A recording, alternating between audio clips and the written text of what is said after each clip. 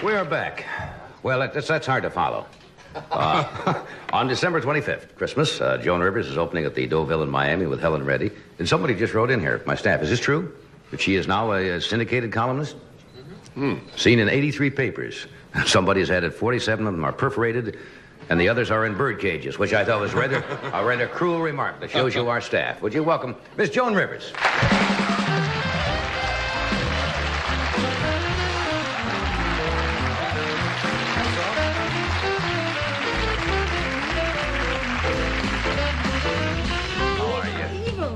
Yeah, wasn't it somebody wrote that? They're evil. Yes, I want to excuse... Last time you were here, you were elegant in a simple black long dress. Yes, well, I said it to be clean. And you look like you're going to Yul Gibbons' house in this. I don't know why he intrigues me, but... They told me it's smart, Henry Bendel. This was it. No, this is because of the fuel shortage. To keep you warm. Yes. You doing all those things? Well, I found a terrific way to beat the fuels, to keep yourself warm. Sleep with a wino. Sleep with a wino. I didn't think of that. I just thought of that, John. I shouldn't have, because it starts the whole thing going. Yeah. No, now you see, now I just introduce you as Miss Joan Rivers. Yes, Ms. But you're not Miss, obviously, because you're married to Edgar. Yeah, well. But I don't, most professional women do not use their married name, but I shouldn't say Miss, should I? Just Joan Rivers, but not Miss. Anything.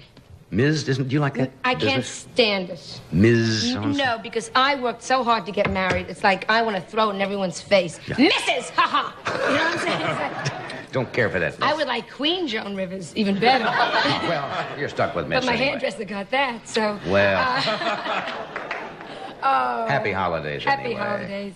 Yes, and I'm saying this to you and to everyone, because I am not sending Christmas cards.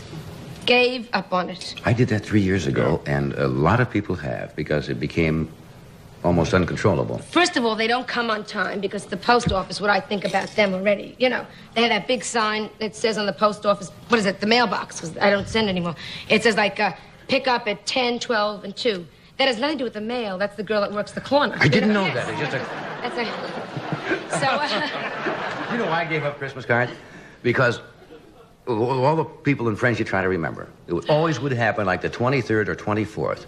You would get one and you'd open it. You'd say, my God, we forgot the Wilsons. Now, you'll run like crazy to get a card, and there's nothing dumber than getting a card special delivery airmail. They know that you done forgot them already. And you just can't keep up with it. Also, the expense. You know what I used to do the last year when we sent them out? Like if I was sending a card to you, right. I would put you where it said from, and me where it said to, and no stamp, and I throw it in the box. So it would come back to you eventually, right?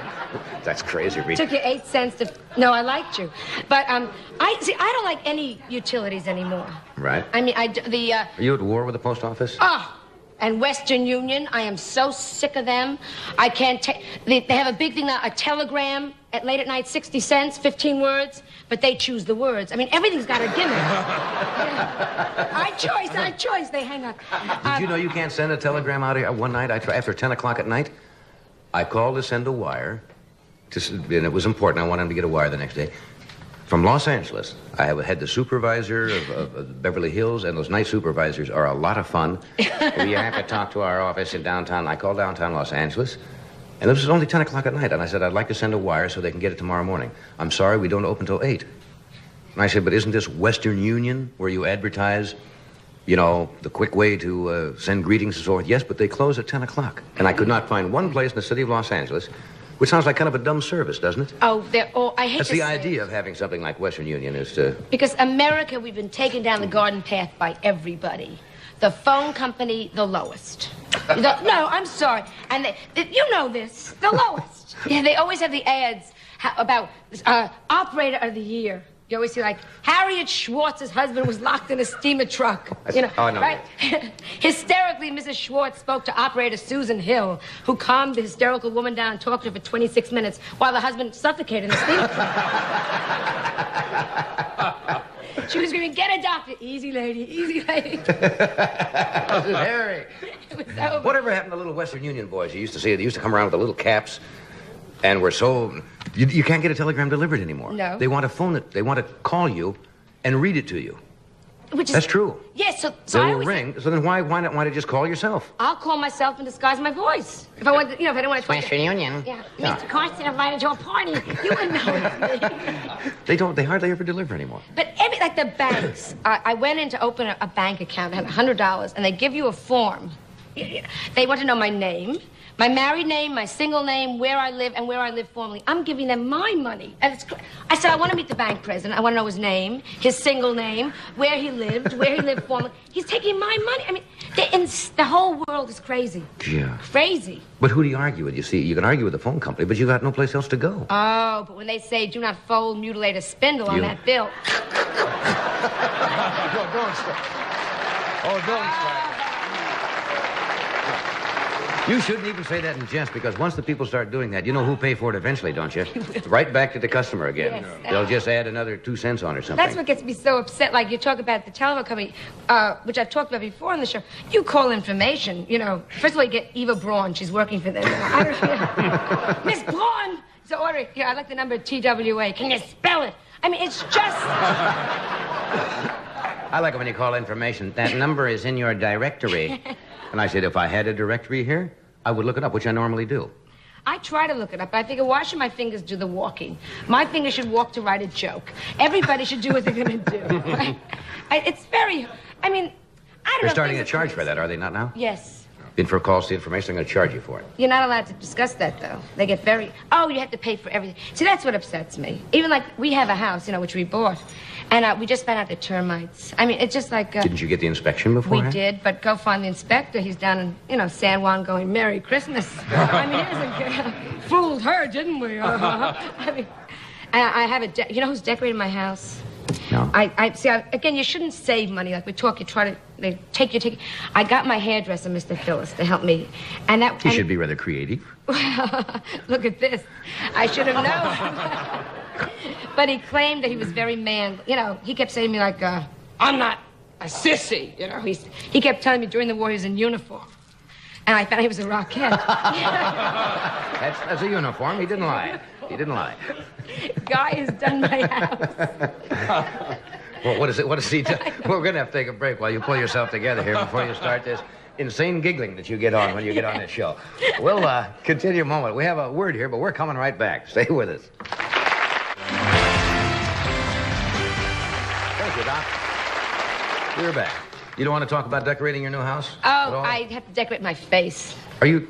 No, you're not going to start do the self-deprecating stuff again. Well, when you work, I work full-time. I'm writing a column now. And What is the column you're writing? I'm writing a humor column. Well, I knew it would be that, of course. Well, some Didn't people think you'd write your financial advice for Wall Street, but was it syndicated all over the country? It's all over the country. It's in big great. papers. St. Louis Post-Dispatch, That's Chicago Sun-Times. It's like a joke. I mean, I think it's a Hey, that's good. Good idea. And so I'm doing all this and then decorating. And I'm exhausted. And the wrinkles are starting to show. And Edgar...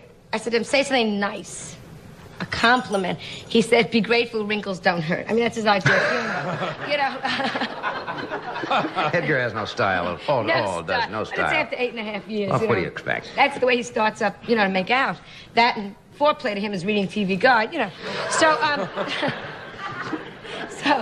I try, you try to pretend you're not getting older. Yeah. So I was saying, it's not wrinkles. I said they're laugh lines. Oh. And he said on your thighs. And that just... Well, you laugh all over, that's all. A jolly person. It really bothers you, Oh, sure. Yeah. So I'm trying to gain weight because it's true. I think when women that are a little heavier, they don't look... so it's a little more flesh to cover it, yeah. But the thing is, if you gain too much, then go try to lose it. Because I was a very fat kid, and I'm scared that it's going to just go up again. It still goes back to that, doesn't it? You're afraid of getting chubby again. Johnny, my mother said I was the only kid you ever saw that wore out a fork. I was fat. Wore out a fork? It took him 3 days to pierce my ears. I was fat. And it's hard. Would you go in for the whole thing? They had on one of the educational channels one night, they actually showed cosmetic surgery in detail, which was not too easy to take. Where they showed him lifting the face and all of that. Why not? Women going through that, but you'd go for the whole... Well, the women in California do, and they look the better for it. There's certain things you can't say anything negative, because your face can't go down. You can't say, nuts.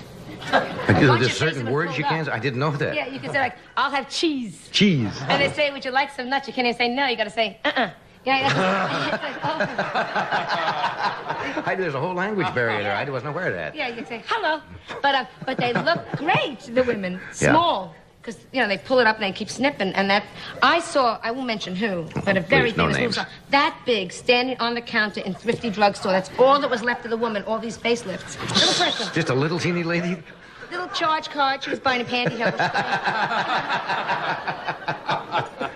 I said, Edgar, look who it is! My God, am I glad to be... Well, you won't have to do that for a long time. Oh, well, I just want to look good, because I live in California, right. And that's all part of it, because there's no mystique in this town. I saw Richard Basehart, The Truth, buying a plunger in Beverly Hardware. I got so depressed, because a star shouldn't be worrying about toilet problems, you know what I'm saying? I mean, here's a giant actor, and he's saying, have you got a plunger? Well, you have to do those things. That's part of life. It's wrong. Not for you. There's no mystique anymore in this town. I went out with the motion picture era, the big, It's gone. Now, and I'm glad I live. Melissa's very happy here now, thank goodness. How is she? She's got to be 3 years old now. 4. No, she's going to be 5. Well, she should be, yeah. Yeah, she should be. I go see how I go along with anything. I'm right on top of it.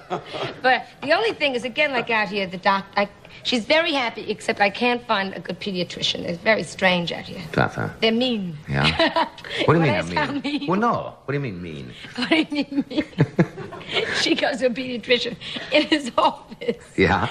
There's a picture. A picture? Of Santa's funeral. Of Santa's funeral. That is a mean... That's not mean. That's a mean pediatrician, yes. Taking the kid, he's examining, you see Santa, Mrs. Claus going, and little reindeer's crying.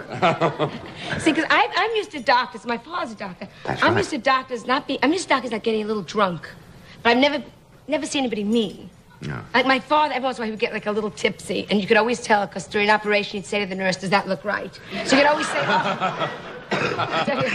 Keep him away, or else he would take a rubber glove and blow it up and do a milking. Oh, that old joke. While the patient was going, please, doc. But I've never seen mean before. Yeah. I had a drunk, well, we've talked about this too. I had a drunk intern deliver me. Oh, that was, really? The worst. Johnny, the worst. I mean, he knew I was in show business. I had the baby. He screamed, one more time. I mean, just like, Is that the one that had his gloves pinned to his... I remember that. Yeah. Said he was a little young, huh? A little young. How young. But otherwise, Melissa's very happy out here, thank goodness. I think it's a great place to grow up. Well, when you're young, that young, even though she was born in New York, yeah, there wasn't a big change because she's too young. Except, I'm not even sure if you really want to that I have Melissa. Again, it's California, and if I lived in New York, I would know who I'm feeding now. Yeah. But in California, because in New York, they walk to school, the same kid comes back. Right. California, every mother drives the child to school. You're aware of this. So every morning, 8 o'clock, the lowest. You have your nightgown on, you put your trench coat on top with the sunglasses and the curlers, and you drive the kid to school. And you tell yourself you'll have a good relationship, but all you say in the whole car is like, shut up, we're on the freeway, sit back, right? And when you get to the school, they open the door, the teacher pulls the kid out, and you keep moving, because behind you was another mother in the nightgown with the thing, they say, shut up, right? Then at 3 o'clock, you pull up, and they open the door, they throw the kid in, you keep moving, because the mother behind you with a waxing appointment who's going like, hurry up. So they threw in the wrong kid the week before Thanksgiving. They threw in a Chinese kid, but great looking, and a terrific pair of shoes, so I figured, I'm keeping him. And Edgar hasn't noticed. Do you want to hear tragic? Because he reads the paper. Doesn't know. He doesn't know. He says, good morning, Daddy, and he says good morning, and the kid is sitting there eating, cereal with chopsticks. Doesn't notice. Nothing. And somewhere in Beverly Hills, there's a little Jewish girl with hairy legs. I don't know. And they don't notice her either at the other house. That's tragedy. I bought my kid a bagel. She wears it like a bracelet. I mean, the whole thing is... What does they know? What does she know? But she's great looking. That wonderful almond eyes, the black hair, which is very important for a girl. It is a little strange out here, isn't it? Very strange. I fit in perfectly. I have a garden. You talk about strange. I mean, like, this is Hanukkah now and Christmas. Right. So I wanted to give my gardener a gift. So I said, what religion are you? And he said he's a Nazi Quaker. I mean, you hear... A Nazi Quaker? A Nazi Quaker. How does that work? Glad you asked. Every Friday night in the they go down to the valley. Right. And first they declare war and then they refuse to go. figured it was something like that. It's a very strange sound. It certainly is. It's strange around here. You know? Oh, yeah. We have to take a brief pause here, but we'll be right back after this message from Sunbeam.